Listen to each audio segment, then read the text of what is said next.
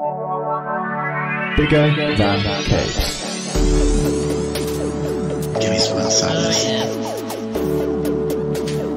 Yeah, I was looking forward to it, and then I watched it.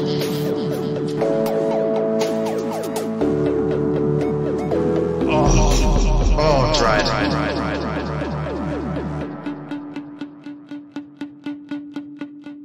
Hello, welcome to Bigger Than Capes. I'm Zach, and once again, I'm joined by Angela. What's up? What's shaking? What's happening? What's happening? I'm slowly cooling down. Yeah, it's been the hottest thing ever. I think it's the official. Yeah. Great. In Inferno. Yeah. Inferno, England. It's normal now again. Yeah. Like, we're back to 20 degrees. That's kind of great. But the last 2 days have been painful. We live in a country where air conditioning is not a thing that we've ever had to think about. No. As a people. And the houses are built to retain all the heat. So yeah. Because pain. Yeah, it's like, yeah, imagine just building an oven, really, because that's what people live in the UK is literal house ovens. House ovens, yes. House ovens. It's a phrase no one's used before, but I will take it. Other than that, it's what a time to be alive. Yeah, 2022. The theme of today, sort of. So as we normally do our end of year thing, and we have a lot to talk about. I say normally, officially there's only been one Bigger Than Capes end of year podcast, but shut up. So we're trying to do a halfway point type thing, or just over halfway point, where we'll talk about some of the comic book highlights from the last 6 months, some of the independent comic book highlights, we should specify, I guess. Although if you're here now and you're only just getting the independent spin, I guess you've not been playing along very well at home, but whatever. Stumbled across us from an alternate universe, perhaps. But we only talk about capes. Yeah, it's just called Capes. Yeah. We could run that podcast on the side if we had more time, I guess. So before we dive into comics, should we do hey, other cool stuff from 2022? 2022, we can do that. It's been. Can you think of anything? Yeah, I'm trying to think of anything that has been, because 2022, it just feels like the 2020s generally have been the decade where satire has died and dystopia has taken over. And, do we deserve the good things anymore?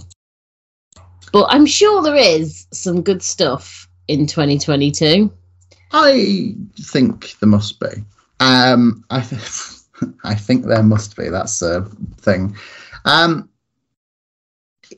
It's a tough one because I don't want to just reel off a load of comics we've said are good this year, but there have been some good comics so far.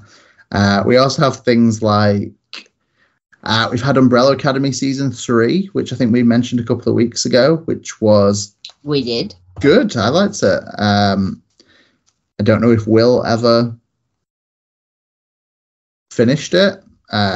He's not here to confirm or deny, so I'm just going to assume he has now. But really good. I think as a comic book show, it kind of gives you something that is not in keeping with the comic all the time, which is probably a good thing, considering the comic can be a baffling read at times. So it's a good example of it's a good adaptation of its source material by not adapting it to the letter. Yes, having some freedom to tell your own story within the confines of the Umbrella Academy structure. Yeah. Nicely said. It's the kind of thing I say now. It's a good phrase. I struggle as well because I'm so behind on so many things that it's hard to know what I'm watching that's actually from this year. We don't normally go Marvel, but I liked Doctor Strange. I'm pretty sure that was this year. It's on Disney Plus this year.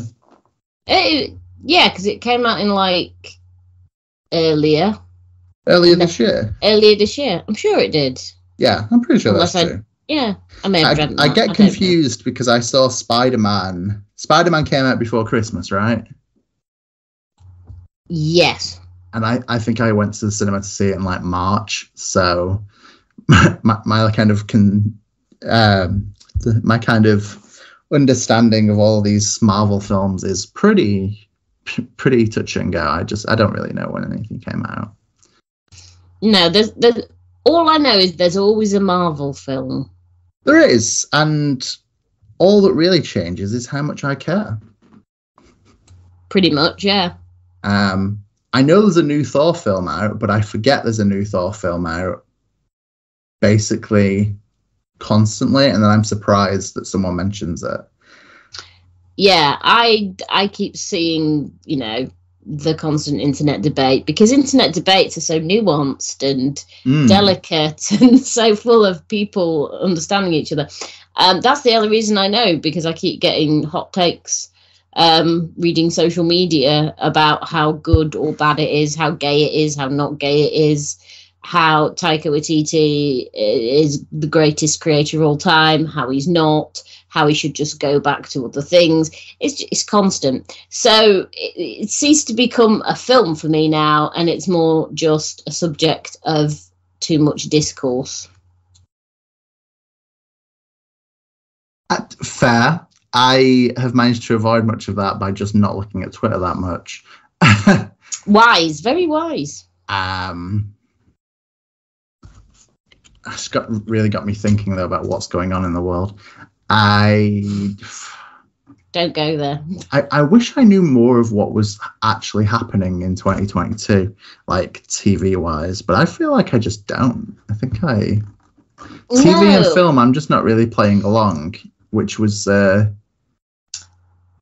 Things have come out on Disney Plus. That was what was interesting, was because Disney Plus have been trying to sort of balance their content, like not releasing too much, and they do a weekly release so people don't binge it, etc. But they seemed to put Obi-Wan Kenobi on, and then they seemed to sneak Ms. Marvel in there as well. And they did. No one realised that Ms. Marvel was a thing happening because Obi-Wan Kenobi was still going at that point. So it felt a little bit like Disney. Admittedly, those two audiences are probably different. I can't see the hardcore Obi-Wan Kenobi fans being into Ms. Marvel, but it still felt a little bit like, should you really be overlapping these two properties when there is some overlap with the audience? So you're just not, how is this working now? I am inclined to agree with that. It's really difficult because I'm quite Marvel burnt out. I think this is going to be well, yeah, this is perhaps controversial on a comic book podcast, but I'm quite like nerd culture burnt out. Yeah, it feels like nerd culture now just wants to regurgitate itself constantly. It doesn't feel like there is enough new content, or the new content that is coming out isn't interesting because we're all burnt out on the I didn't need an Obi-Wan Kenobi series, Disney. I didn't. I get frustrated with the treatment of Star Wars and that everything is Jedi and all roads lead back to Luke Skywalker. It's like you have an entire galaxy and you're choosing this tiny... Tatooine must be the most highly trafficked planet in the whole galaxy. And it feels like you're not doing anything new or interesting with this stuff. And it's kind of the same with the films to a certain extent, the Marvel films, because they don't feel like they're doing original Doctor Strange did, but but you still want more I don't know. I want them to push the boundaries a little bit. I want nerd culture to get out of the little box that it's sitting in, which I think is possibly the fault of social media. Social media is probably part of the reason for that. But it does feel like nerd culture as a whole, it's gone more mainstream, but it's also gone back in on itself, and you're getting more gatekeeping, and people are just like, I want. Basically, it's like walking into a restaurant and demanding the same McDonald's you had when you were 5 years old because you remembered how great it was the first time you ate fries. It's true. That's what. Yeah, it was, wasn't it? But that feels like what nerd culture is doing to itself, and I think that's why so many people are getting burnt out on it, is because it isn't doing enough to push itself out. And you know, it would be nice to go into a restaurant and try something else, culturally speaking. I agree, and I think perhaps my problem with Marvel specifically is I don't read every Marvel comic. No. Because that's how this works. I know people that do, and they only read Marvel comics because there's 50 new issues every month, and you have to, if that's what you're going to read, you have to read that. But with the TV show and film experience, it's very much become you watch every film, you see every TV show, you know, because it's such a rich tapestry. Yeah. And nothing against it. Individually, I've mostly liked every Marvel film or TV show, not Eternals. No one liked it. Or Inhumans. No one liked Inhumans. That's true. That is true. But I do think overall there is a hierarchy of like which parts of it I actually care about and which parts I'm watching because they exist. And I've had a lot of people talk to me about how good Moon Knight was, and I gave up 2 episodes in. And the freedom of stopping, I've talked about this on other podcast episodes, but the freedom of giving things up, giving up physical single issues, giving up on series that I don't like is really rewarding, because it just giving up on Moon Knight 2 hours in basically tells me like I've got 8 hours of my life back. Yeah. I think that's the other problem, is that this nerd culture pressure that you must finish. You must watch all the things and you must finish all the things in order to keep up with the general conversation. And it's like, well, no, people should just be able to pick and choose what, you know, they watch and what they read. But like I said, like Marvel's, it's a ridiculous output a month. And it's like, you can't read all of that. You can, but that leaves, you have a limited amount of time in your life.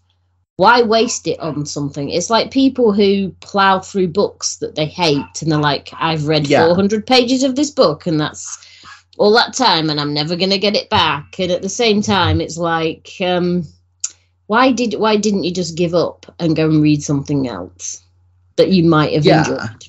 It's okay to back down. It's okay to not finish. Yeah, it's okay to just give things up. That's fine. If Marvel Comics or Star Wars are hurting you, you can stop. I encourage you to stop. Yeah, I mean, it's like there is a new Thor film out. I probably won't go and see it because I don't have the urge to. I loved Thor Ragnarok. I thought it was a really good film. I had a lovely time. But for me, if that's where the story ends, that's where the story ends. I don't need to see past that. Not even Jane Foster Thor's going to push me to do that. But I'm fine with what I've sampled over the years. I'm fine with what I have watched. I don't feel the urge to add to it right now. Yeah, no, I completely agree. And I think I saw Spider-Man in the cinema months after the point. and I saw Doctor Strange in Spain with like a largely empty cinema screening because, and again, I think I've mentioned this on previous podcasts, the actual cinema experience and the online over-analysis of every single minute detail of every superhero film, there is no joy left. And you've been involved in conversations I've been where people have asked us to rank our top 10 Marvel films so we can, from a group of people we know, decide the absolute best Marvel film. And we were asked to do that with Star Wars as well. And the discussion about which was the best Star Wars film was one of the most, like the official agreed upon ranking of Star Wars films amongst people we're friends with was one of the most depressing conversations I have ever been a part of. Same, because I was there. I think that's the problem, is it's like people need to find some kind of inherent value in all of this. And it's like, dude, it's a popcorn flick. It's fine. Yeah. It doesn't have to be great art. And it's like when they go on and on about wanting representation in Disney films or Marvel films or, you know, whatever pop culture thing, they want, you know, representation. And yes, we should have diversity and inclusivity, but what they're doing is missing out on the actual inclusive and diverse independent stuff that's already out there. Like, you can go and watch a film with gay protagonists in. You don't have to be satisfied with two rock men holding hands. This, which is apparently what happens in Thor, Love and Thunder. Again, internet discourse. But it's like, you know, there are all kinds of really interesting takes on stuff, queer culture, black culture, Asian culture, that are out there. But there's this constant need to be validated by the big studios, like, if it's in a Disney film, then, you know, it's good. And yes, there should be representation in a Disney film. There should be inclusivity. Yeah, but for the love of God, don't just watch those to try and get your diversity fix, because there's a vast world out there in television and film that has the things you're actually looking for. God forbid you should go out and find them and enjoy them and have that. And, you know, yes, the bigger films have the global reach and all the rest of it, but also, if you want to see yourself represented on the screen, go out and support those small independent things that have you represented on the screen, because that then sends a message that people want to see this content. You going to see a Disney film, you know, and hope that, you know, two women will hug each other and there'll be some subtext. That isn't going to encourage that's not going to encourage change. That's not going to encourage culture to go forward. You go out and see a film about a love story about two women, and that does well, then that signals to, it's all about money, it's an industry, that's going to signal to the people higher up, oh, actually people do want to see this content, maybe we should make it. Help yourself, people.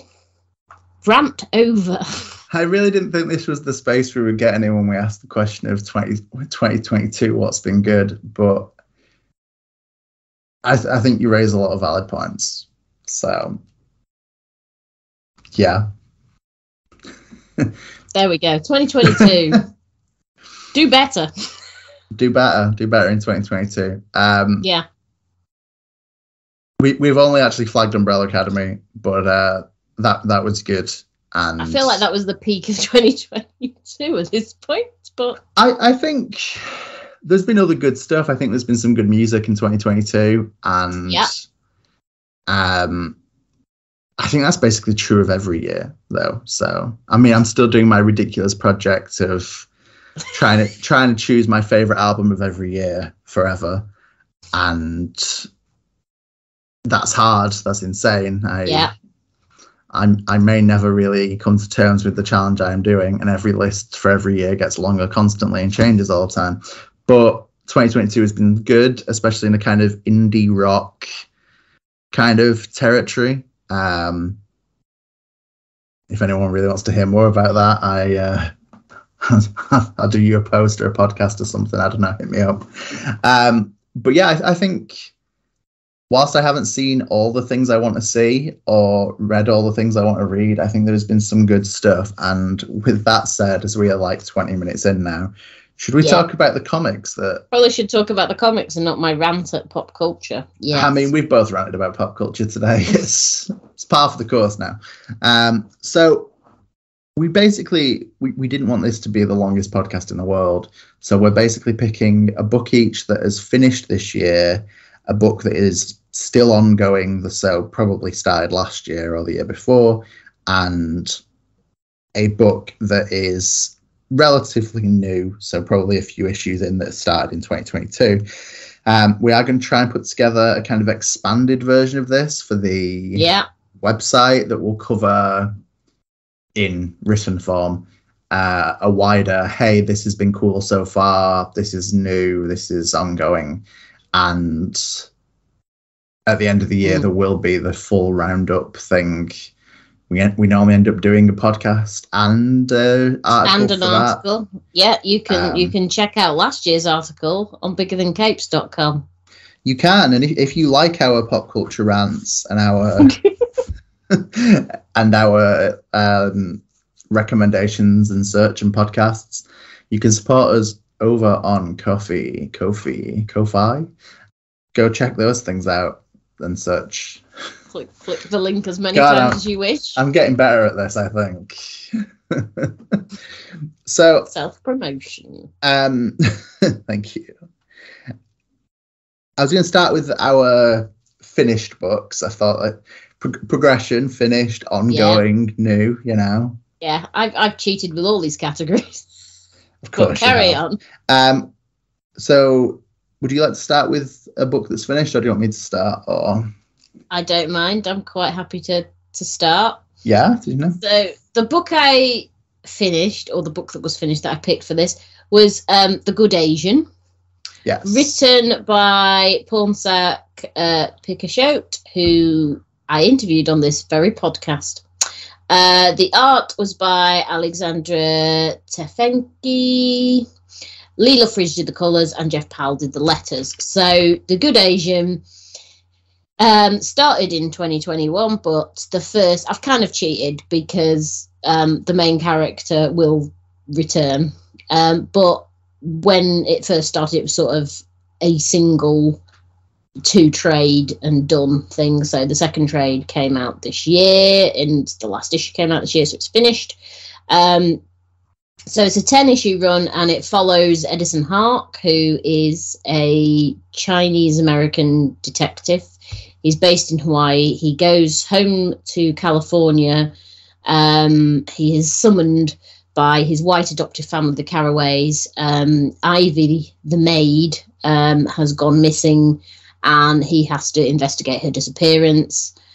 It's set in the 1940s, so there is not the 1940s. Yes, it is the 1940s, 30s, 40s. Have faith in yourself, Andrew. You know what years is. So it covers quite a bit of sort of racism, and it looks at, like I say, it comes from the perspective of a Chinese American who basically was adopted by this rich white family, and so he had privilege that he wouldn't normally have experienced in his position. There's various characters. There's Lucy from Chinatown, who comes in a bit later, and she's a really interesting female character. And this sort of disappearance of Ivy. There's murders as well. Should have mentioned there's lots of murder, lots of death. Can't have a noir without it. No, it's very noir. It's, if you've read any 1940s, 50s detective pulp fiction, this is it. But it's also tackling really, really quite deep things like racism and identity, and sort of just the world generally, as well as sort of mixing in all these interpersonal relationships and sort of the tension. It's really, really well done. There's a lot of surprises in it because there were several twists and turns that I didn't see coming.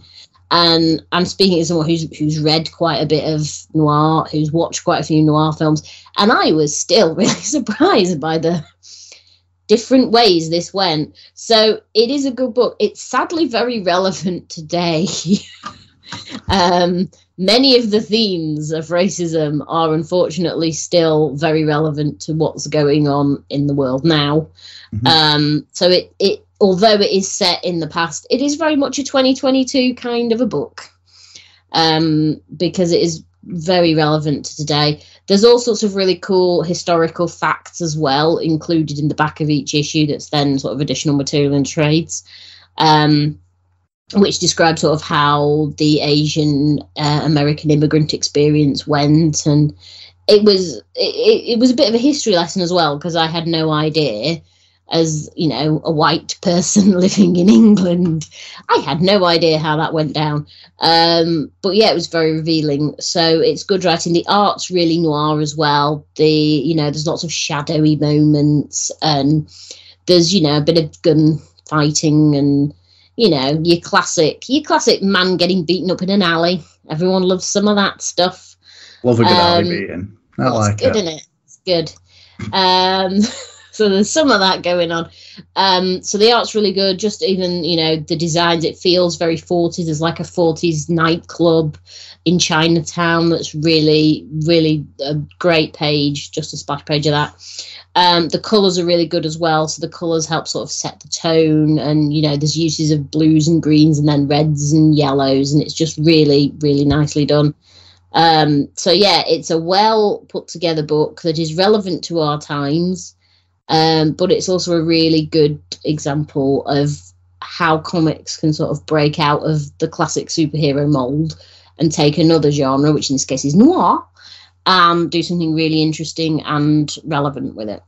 And there you go. I think you've nailed it, really. I still haven't read the second half of this. I've only read the first trade. I undoubtedly will finish it sometime soon. We'll probably do a podcast about it sometime soon. But yeah, really good stuff. I think both writing and art are pretty great, and I agree. I think it shines a light on a historical period that we don't really talk about, and events that kind of get overshadowed by other world events from the 40s. And yeah, I guess there's reason for that, but yeah, it's also something that it's good to have more information about. Yeah, it is really, I have learnt things. I like it when I learn stuff when I read comics. It's nice when we come away from things with some new knowledge. Yes. Yeah, definitely agree. Good series. My first pick, and stop me if you've heard this one. I know what's coming, but carry on. Yeah, it's Homesick Pilots. I'm shocked, I say. Finished a couple of weeks ago, maybe a month ago now, and the third trade came out this past Wednesday. Homesick Pilots is basically a 15-issue series by Dan Watters, Casper Wingard, and Aditya Bidikar, writing, art and colouring and lettering respectively. There are other people involved who've done like production and graphics design and stuff. Tom Muller and Erica Schnatz on production. It is... See, now I don't want to be just repeating the same stuff I say all the time, but I'm going to. It's the story of three kids in California, Amy, Buzz, and Rip, who are in a kind of underground punk band. Amy gets caught up in wanting to put a gig on at a supposedly haunted house, only to discover that the house is haunted, then gets sent on a mission by the house to collect ghosts that have been taken from the house because they haunt specific objects, like a horseshoe or a refrigerator or, I don't know, a Gundam action figure, things like that. And Amy has to track all these things down to restore the house, which,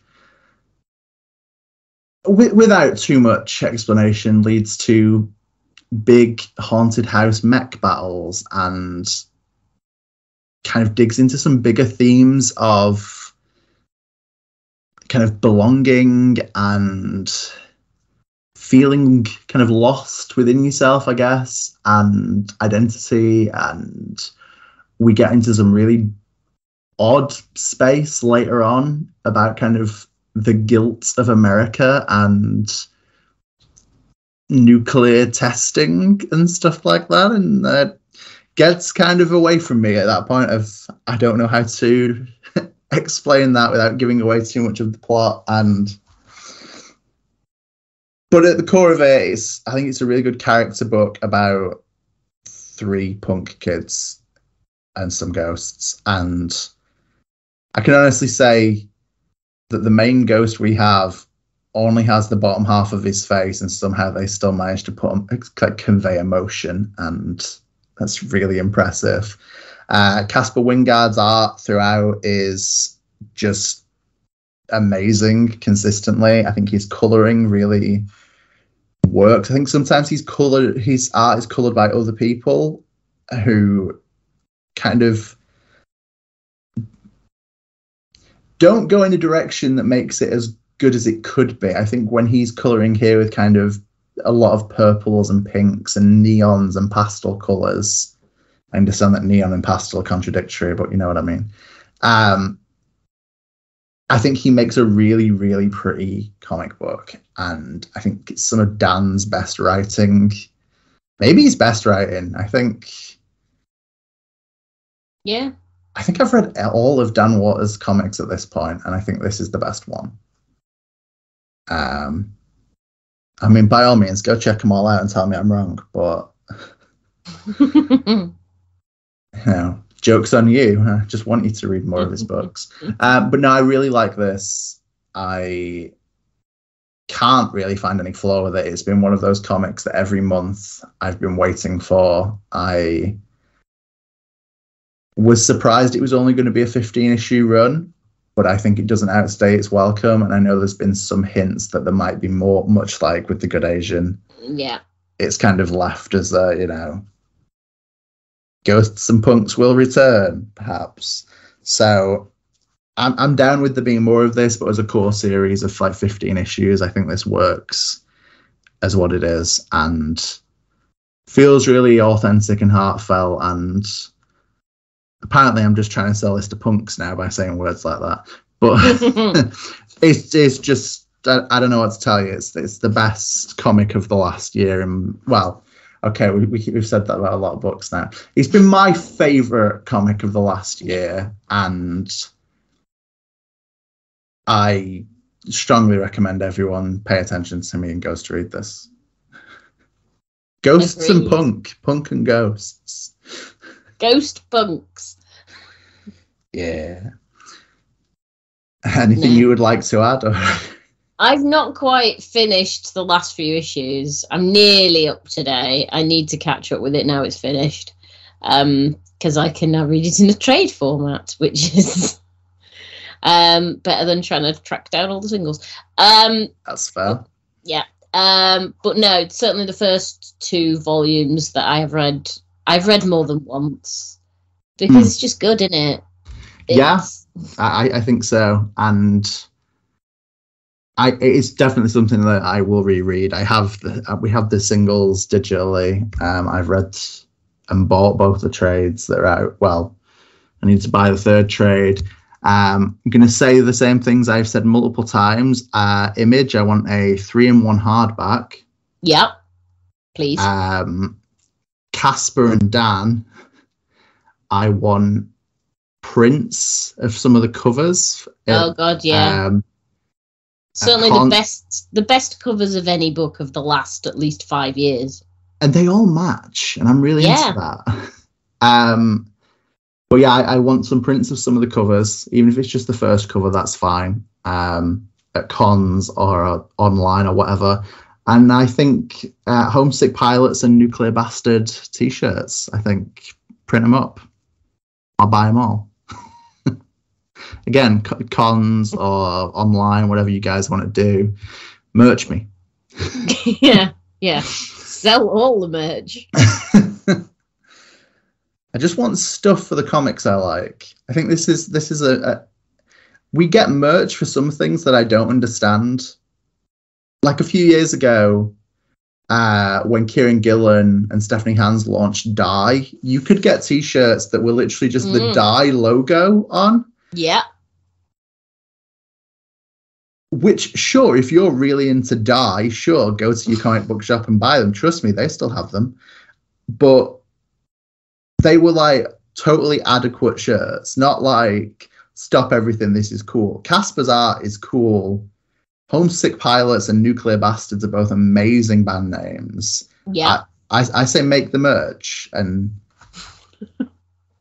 it's weird to me that I can buy as many Savage Dragon or Spawn t-shirts as I want, but if I want something from like the last 2 years, no. No. Print it myself. And that would violate copyright.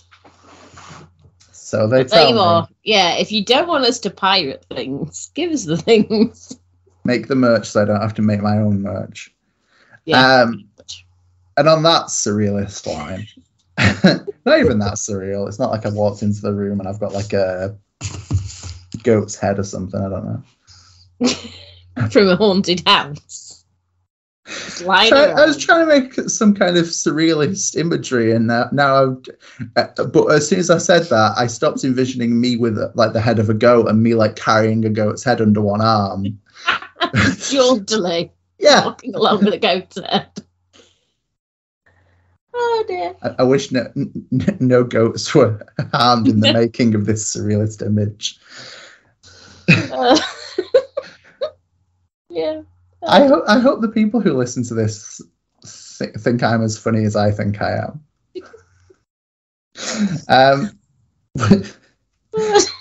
Sorry, I'm going to have to take a moment now. Get over that. Right. Oh dear, should we move on then? Yeah, I guess so. So would you like to hit us with your ongoing series? It doesn't involve goats. Yes. Yeah, so again, I've cheated. It's not ongoing, and it didn't start in 2022. No. Well, it started in 2022. That much is true, but I don't know how ongoing it's going to be because it's a Valiant book, and generally. Oh, right, okay. It's probably already finished.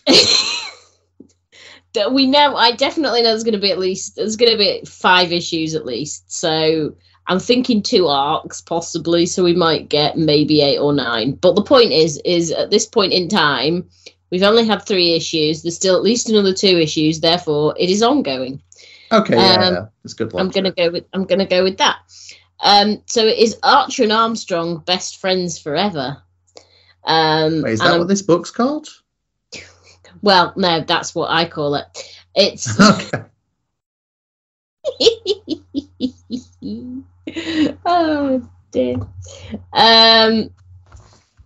Or is it? I'm gonna have to double check that. The problem is I've been calling it that in my head so often that I think it's just Archer and Armstrong. It forever. is. I'm pretty sure you're right, and I just like to call it Best Friends Forever because I'm an idiot. Yeah, it is. It's Archer and Armstrong Forever. Right. So I like to call it Best Friends Forever because that really is. Anyway, back to the point. So it is Archer and Armstrong Forever. It is written by Steve Fox. The breakdowns, whatever they are done by Phil Hester. I apologise in advance to the art team because I am liable to mangle your names. But the art is done by Marcio Ferrito. The colours are done by Alex Gumeres. And the letters are done by Hassan Otsmain Allahu, everybody's favourite. I'm just going to shout out to Bernard Chang for doing all the covers because they're good covers. They've been good covers, that's very true. So Archer and Armstrong Forever, basically, it's not perhaps newbie friendly per se, but I think it's new enough. So Armstrong is basically immortal. Long story. He's an immortal drunk. He's one of the Annie Praddy brothers. So yes, he. Long story short, there was something called the boon that granted him immortality to a certain extent. So he got the life energies of thousands upon thousands of people, which meant that he's been able to recover from all kinds of injuries, and he's basically drunkenly meandered through history. Archer was brought up by a cult, and he was brought up to kill Armstrong. But when they met, he didn't kill him. He's rehabilitating him. He realised his parents had lied to him. So he goes out, he teams up with Armstrong, and chaos and adventures ensue. So that's the basis of the reboot. There is an Archer and Armstrong who have a vaguely similar origin from the 1990s Valiant, but that origin I've just described is from Fred Van Lente's run from 2012. So yeah, adventures ensue. There was a run some time ago called A&A that we'd speak not of.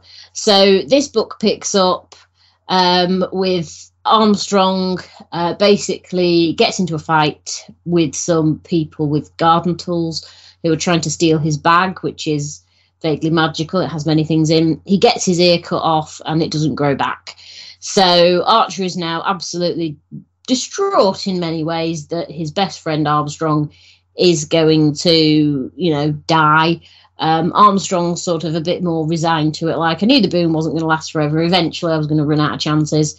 But basically Archer Armstrong Forever is about Archer's desire to prolong the life of his friend. So they go travelling, trying to find a way to restore Armstrong's immortality.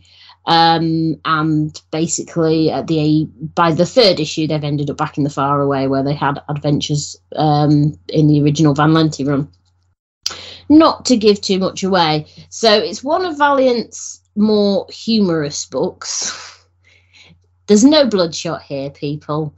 It is fun. It's the best. The thing is, Van Lente's run is so iconic and so good in terms of the characterization of Archer and Armstrong and their dynamics. And what's really good is that this harks back very much to that tone. So you get the strong friendship between them. You get the fact that, Armstrong is the more worldly one, and yet he's terrible at taking care of himself. Archer's the more, was brought up in a cult environment, didn't see much of the world, but he's the one that cares more and is more open to people. And it just absolutely nails the characters and their relationship. And as someone who got into Valiant through Archer and Armstrong back in the day, God, a decade has passed. It's really good to see these two characters being revisited by Valiant, who have focused perhaps a little bit more on the more dramatic characters in the last 12 months. So it's nice to see them back. It's nice to see a bit more humour in the Valiant universe. And it's just a lot of fun. The art's really good. The art's a lot of fun as well. Fits perfectly with the characters and the tone. It's really nice. The little action shots is quite good. The fact that they've drawn Armstrong in his underwear, missing an ear. I mean, props to that. The sight of it. The lettering's really good, obviously, would be. So yeah, I'm enjoying it. I mean, it's only 3 issues in at the moment. It could all go down horrendously downhill, but it is now the Valiant book. Not that there are many Valiant books at the moment, because pretty much this is the only one now, because the others have finished. Yeah, I think so, right? Yeah, Armorclads has just finished, so it is just Archer and Armstrong. But it's one of those, like you said with Homesick Pilots, it's one I've looked forward to every month. So I'm delighted to have Archer and Armstrong back, and it be a really good, solid Valiant book, which we've said so many times, Valiant. The last few years have been rough, but it's nice to see them actually putting out good books. And I think this is probably their best offering of 2022. I'll allow it. For me, I mean, I know the Harbinger was dealing with all kinds of deep stuff, but it had Peter in, and no one likes Peter, so automatically, that I know. So I say this to a person wearing a Harbinger t-shirt. I mean, I want to make it perfectly clear to anyone who sees me in the Harbinger t-shirt in the future. I own this purely because it's the Jeff Lemire variant cover, and I just like that. I like that his variant cover for the first issue of Harbinger looks like he's done it with a blue and red biro on like a sheet of notebook paper and then sent it in like whatever the new cover. Yeah, I do not like Peter that much. Nobody does. So yeah, you've got that. Armorclad has been good, but I think nowhere near the level that Archer and Armstrong Forever is. So, and I want there to be Archer and Armstrong Forever. So don't let me down, Steve Fox. Don't let me down. I agree. It's Archer and Armstrong. It's good. It's second only in my heart to Quantum and Woody, and never can we have the two at the same time. Ever again, apparently. We had it once and that was enough. We're full now. Yeah, we gave you the delinquents. Move on. Yeah. I like to think that the success that this will be successful enough to make people think, hey, we could make Valiant think, hey, we could roll out some more Quantum and Woody and some more delinquents and some more crossover titles. I think it's a shame when. Well, one, it's a shame that we get such infrequent Valiant at the moment, and two, it's a shame that we get a lot of like straight-faced, serious Valiant. Like, yeah, I mean that's what it's. I mean, the EXO run was quite good. I think the EXO run we had last year balanced. Yeah, or did it finish this year? That the balance there was really good. I enjoyed that. We also dealt with international terrorism. Yeah. So it wasn't entirely as you do. No. But it does feel like, and also, we've got Bloodshot for mature readers coming up, which gives me bad nights flashbacks. And we're having what looks like a more serious EXO later in the year as well. Book of Shadows is coming, and that's not a happy place. That's not a happy book. Yeah, that's not going to be all last all the time. That's not sunshine either. So it is. I want Valiant to go with that light stuff because, in a way, I think the light stuff crosses over better. I think Quantum and Woody and Archer and Armstrong work well together. I'm not as convinced about some of the crossovers that are potentially out there. Having said that, the crossovers are out there. The crossovers are out there. But, I think Book of Shadows will work because you're bringing together the supernatural side, so they've all got something in common. But I don't think you could ever cross over, I don't know, Harbinger. I think you'd struggle to cross over Harbinger and Shadow Man. Ooh, there's a challenge. Controversial. Yeah. But yeah, I think it would be nice to sort of set up little groups in their universe, because remember, this is the same universe where children are kidnapped and die. It's ridiculous, but true. I shouldn't have laughed at that, but it's just true. The way you framed that was tired. Generation Zero, never forget, never forgive, never forget. But yeah, it feels like it would be nice if they had little pockets where the supernatural guys have a little bit of a team up and have, something, and the more humorous guys have a team up, and the more superhero-y guys have a team up, and just kind of play it like that. And have it within a universe, but little pockets, little pocket universes. Is it a pocket universe is a thing, right? Yeah, it is. Yeah, cool. Just have, so they tell me. I agree. I mean, I've already said I agree, so I'm not just gonna just keep saying the same things. Which brings us to my ongoing surprise entry. In ongoing is because I only read the trade and such recently. Keep saying get proper mank about it so I can't predict this now, can I? Go on. Way back in November of 2021, we read the first issue of What's the Furthest Place from Here. So we did. Which is written by Matthew Rosenberg. It is drawn by Tyler Boss. and it is lettered by Hassan Otsmane Allahu. Yay! It is a series that has perplexed me. I think we finished that first issue on the podcast and came away with a kind of, it's good, I wonder what it's about. And very much, yes. So I'm going to try and keep this short, but it's not going to be. So we're basically in a post-apocalyptic world where the only survivors are kind of children and teenagers who have formed groups based around quite loose concepts. So the main family we follow are the Academy, who are basically punk kids. Stop me if you see a theme here.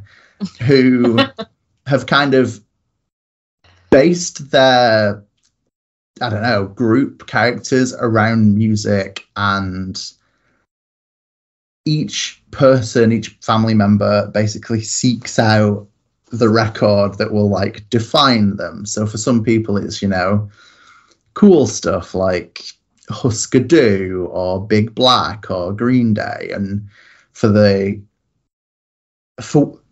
and this is where it gets weird, for who would be the main character, Sid, she chooses Hall & Oates, which is kind of adorable in itself. But the main premise is that, I say the main premise, I don't know what the premise is. This is going to be so hard. So Sid is quite visibly quite pregnant. Yeah, I remember this. But seemingly, because everyone's kids and has always been kids, they don't really know anything about that. They just keep saying that she's sick, because I guess in a way she is. And basically, someone who was left because he turned 18, called Slug, stumbles back into the Academy's lives, bleeding to death with a map to the city. Which is something that most members of the Academy and some of the other families just flat out do not believe there is a city. So Sid sneaks off in the night, we think, or is taken, it's unclear, and appears to be heading to the city. In the things that happen, it comes across that they have basically, the Academy have broken a bunch of the rules of the other families in the area and fall afoul of big business, who are these kind of kids who live in a bank, who wear like pig masks. Make of that what you want. The boys in blue, or they're called, the first time they're definitely called the boys in blue, and then later on they're referred to like as the blue boys or something else, as if the boys in blue, I don't know. They rebranded. Yeah, they get a rebranding, who are basically just like kid police officers. And we're told that there are these things called the Strangers, who are like weird veiled figures who apparently supply food. And it's all very enigmatic. And basically the Academy set out to try and hunt down Sid and what has happened to her, constantly breaking rules and getting into weirder situations and meeting increasingly bizarre families as they go. We're 7 issues in at the moment. The first 6 are out in trade. Every issue ends, and I have absolutely no idea where it's going to go in the following issue, which is kind of its own reward at this point. I think we've seen so much post-apocalyptic like fiction in the last 10 years, and like young adult stuff as well. There's been so many adaptations and stories where everyone's a teenager and stuff like that, but I don't think it's ever everyone's a teenager. There's always authority figures are adults, but for some reason teenagers solve all the problems. Isn't that how real life works? True, yeah. Very true. But this, I don't know, there is something intriguing about just legitimately not knowing what this book is about. And there are no solid hints as to what has caused the end of the world. And they walk past a tank at one point and like a massive hole in the ground, but it's never acknowledged. And there's hints that there was a war where all the adults killed each other, but is that true? And there's this weird cynicism where, is there a city? Is there a bigger world, or is there just not? And also it's Matthew Rosenberg and Tyler Boss, and 4 kids walking to the bank is perfection. So I was obviously going to be here for this.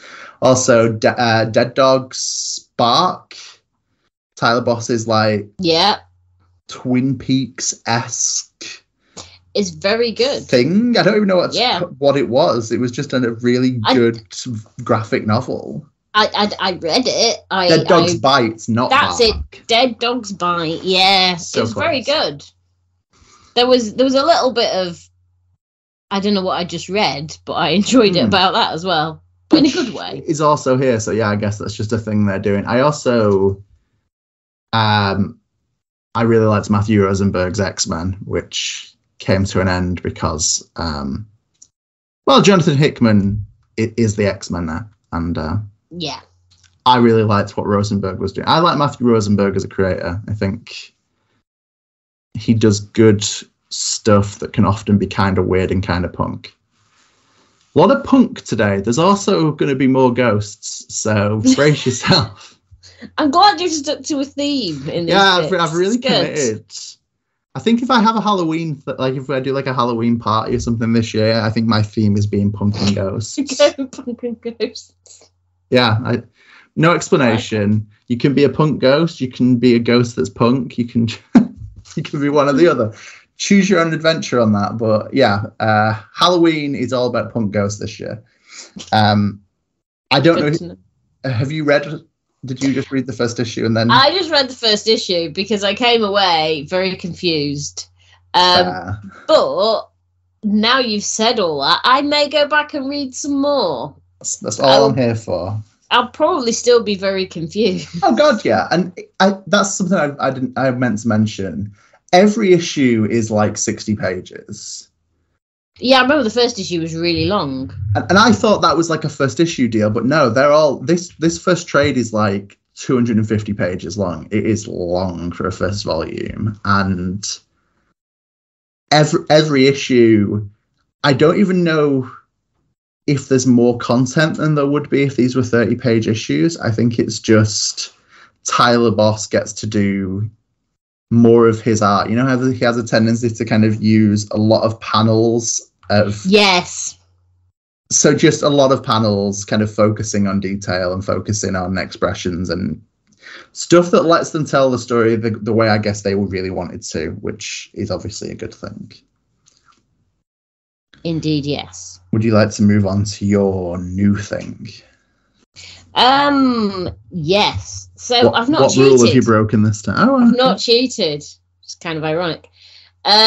So my new thing is Guilt, or GILT, depending on how you want to pronounce the title. I've been saying it as Guilt, but... I've been saying it as Guilt, even though it's an acronym, but that's what we have acronyms for, to make words out of other words.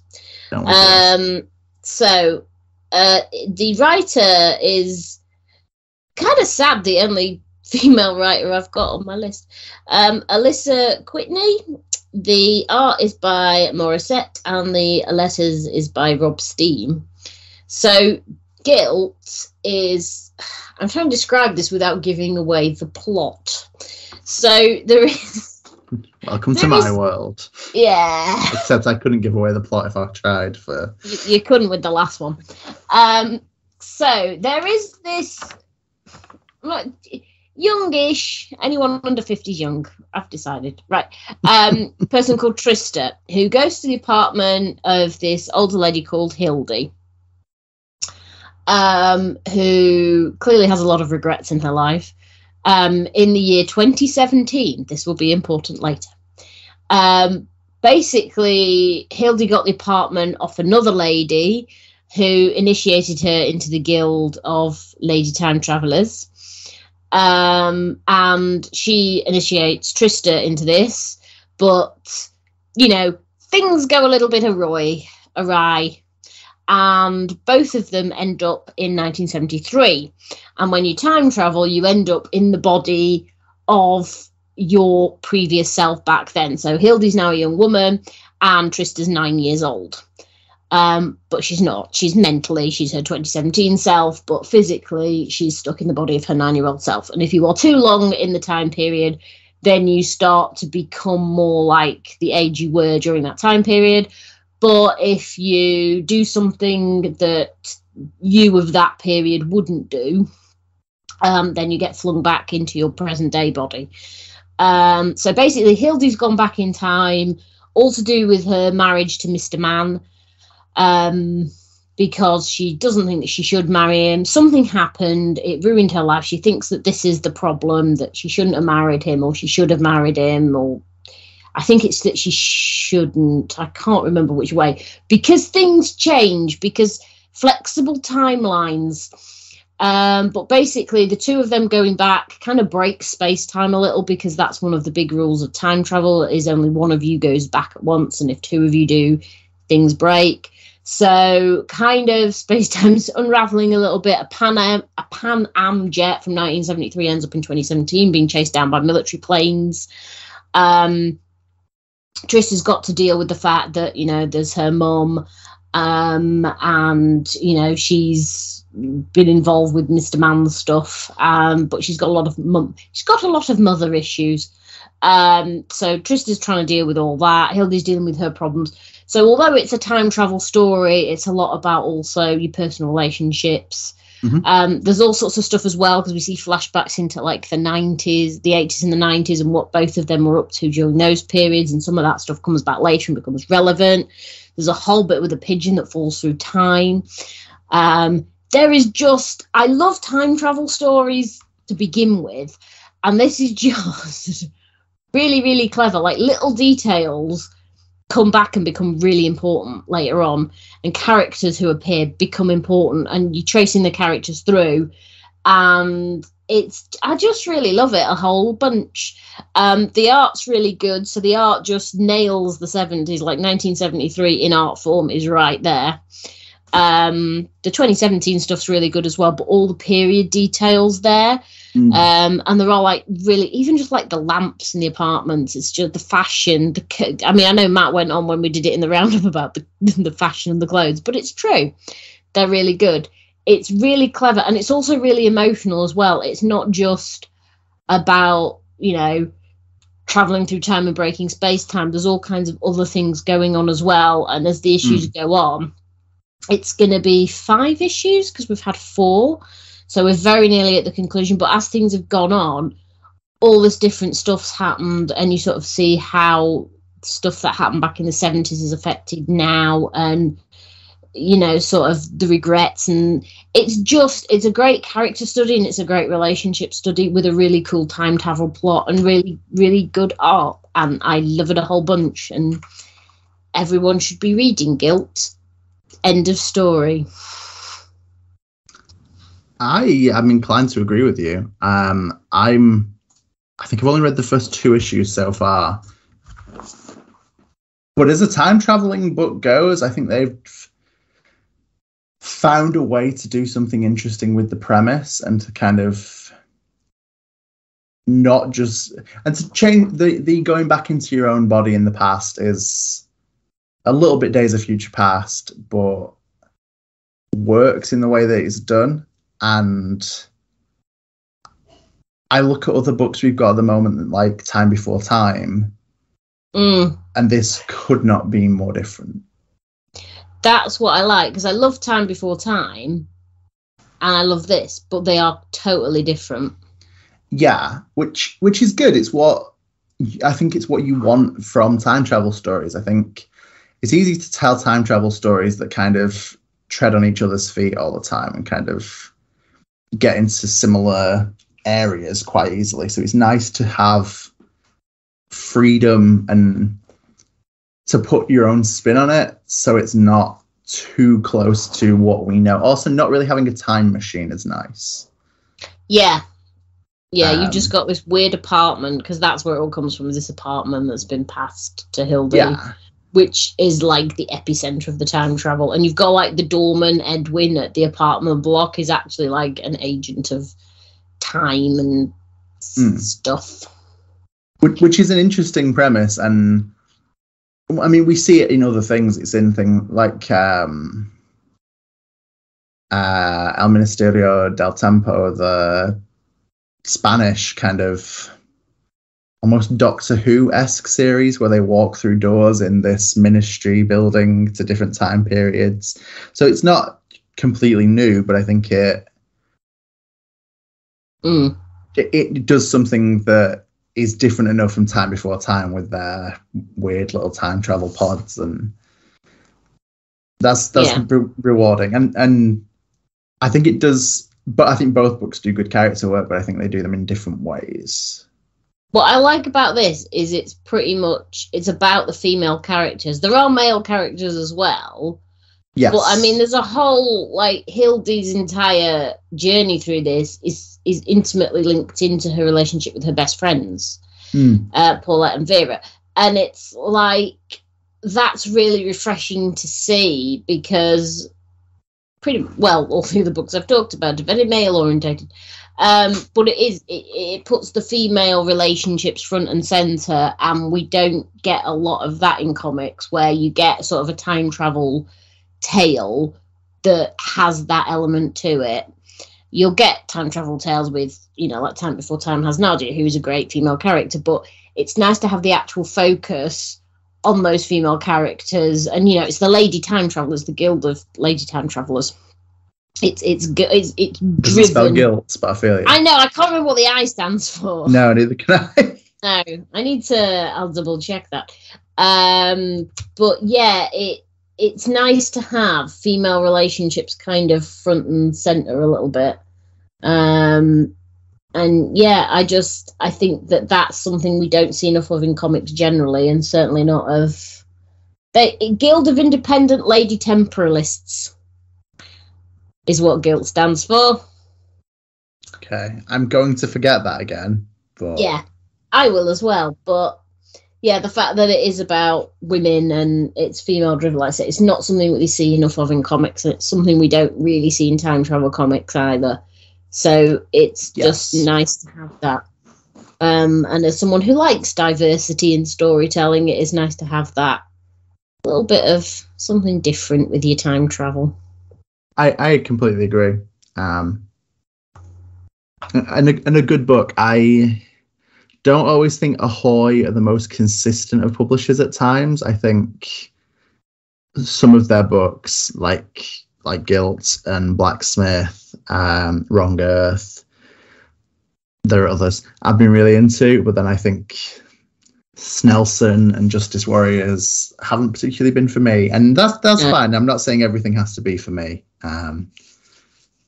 but I'm glad I like this. I think one of my concerns is always like, I know I'm into time travel, and I know I'm into like female protagonists in stories, so good. But the concern is always, but is this going to be some weird like Ahoy statement piece? And I don't understand what the statement. I don't know what Snelson was getting at, Angela. I just don't. No, I can't answer that one.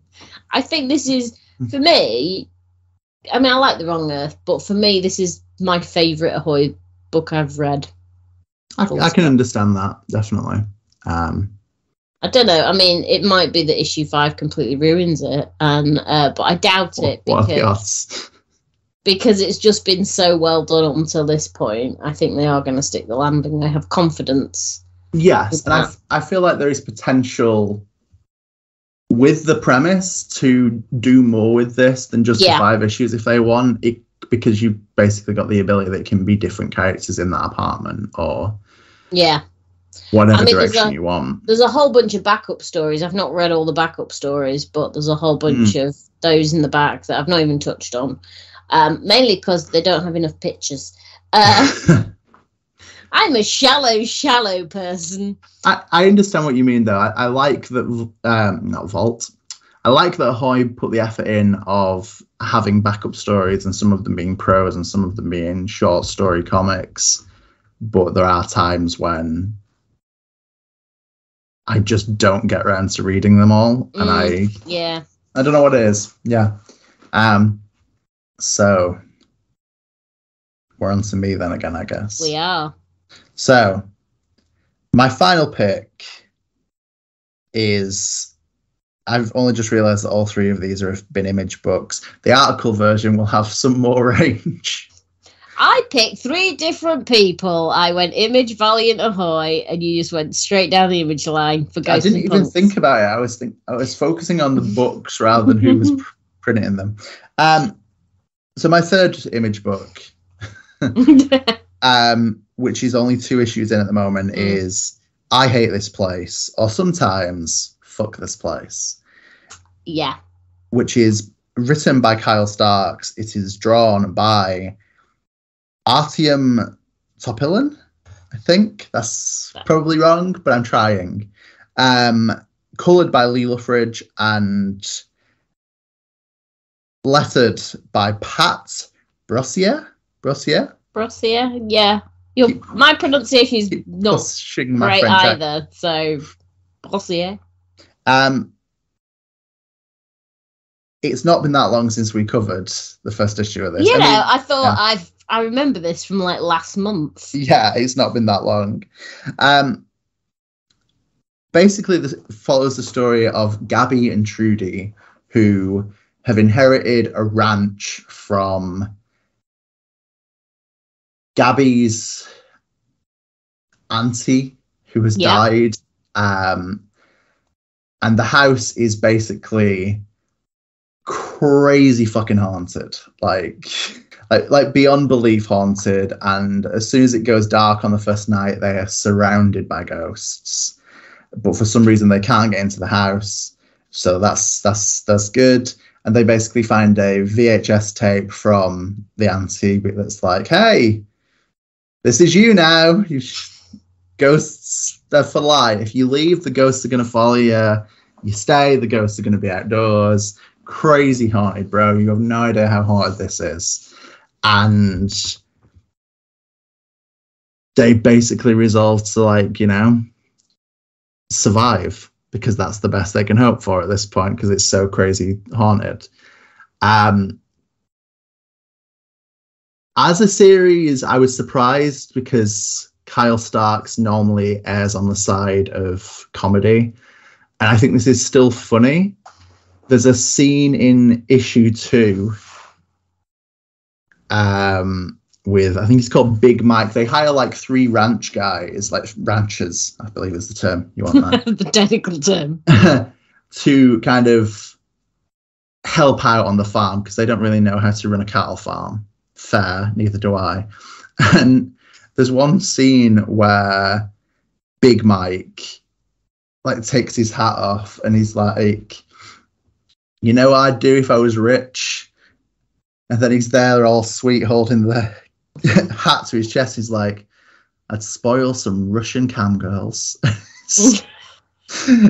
And it took me so by surprise, because I think we've already had horror in this issue, and the first issue didn't really run the comedy angle. So I guess the benefit of this is that when Kyle Starks throws in the jokes, I'm never going to see him coming, because he's always going to be surrounded by ghosts and blood and UFOs and weird monsters in the woods. And I think that might be the best way to do this book, to be here's a haunted house book that's sometimes funny, that's just a bit of a mess in its combination.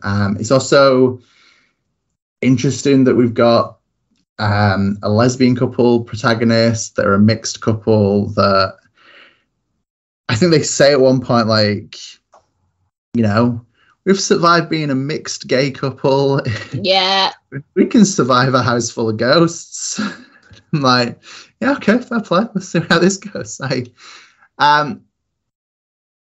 don't want to judge it too much by only 2 issues in, but it's one of the Kyle Starks books I've read that doesn't have the world's greatest assassin in it, or former world's greatest assassin, which is a surprise. However, issue 3 is going to have a ghost hunter in it, who we see on the end of issue 2 is this huge jacked dude.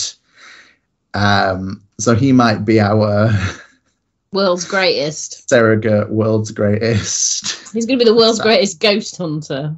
Here's hoping. But I've just had fun with this so far. It's been very Kyle Starks, but it's nice to see him do something that's horror rather than comedy. I mean, it's still comedy. So it's just nice to see him shake things up, especially like the last thing that got close to horror was Old Head, which was about Dracula playing basketball. Or playing basketball with Dracula. Yeah. I don't know. Dracula was involved and so was basketball. And so was basketball, so this is more serious than that. But it's been a good 2 issues and I'm looking forward. I'm not sure how long this series actually is, but I'm used to Kyle Stark's books being like 5 or 6 issues, so I'm kind of prepared for that to be the reality. You've set yourself up. Yeah. I've not read the 2nd issue yet. But I read the 1st issue, and it was good. Yeah, I think we all liked it on the show. We did. We did the roundup. Yeah, I can't remember where I ranked it. One day I will go back over all the roundups, and I will make the best spreadsheet, and it will just show where everyone's ranked everything and how wrong Will and Matt are. I just need the empirical proof. But yeah, it's good, and I like that sort of tips the hat to mixed race gay couple.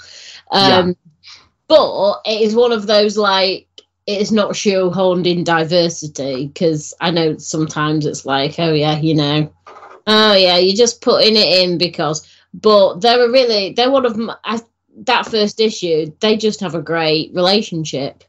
Yeah, it's like a believable relationship. It's very believable. It's very realistic. So I really like that. It's in sharp contrast to the fact that, haunted house, everybody, you can't leave now. So many ghosts, which is kind of a more fantastical situation. But all couples have to have, perils to deal with and problems to deal with. It's just you've got to have something to overcome. Yeah, it's just normally your problems aren't, a whole bloody army of ghosts outside your window at night. Very true. Very, very true. Generally speaking. I don't know. I can't speak to everyone. There may be people out there who have experienced that, in which case I hope you got help. Like the world's greatest ghost hunter. Man, issue 3 is going to be something. I think that might be more or less us then. I think we've covered. Yeah. We will do a kind of expansion on this on the website that talks other books, because I think we do have other things we could be talking about. I do. There's certainly a couple of ongoings that I want to. Yes. But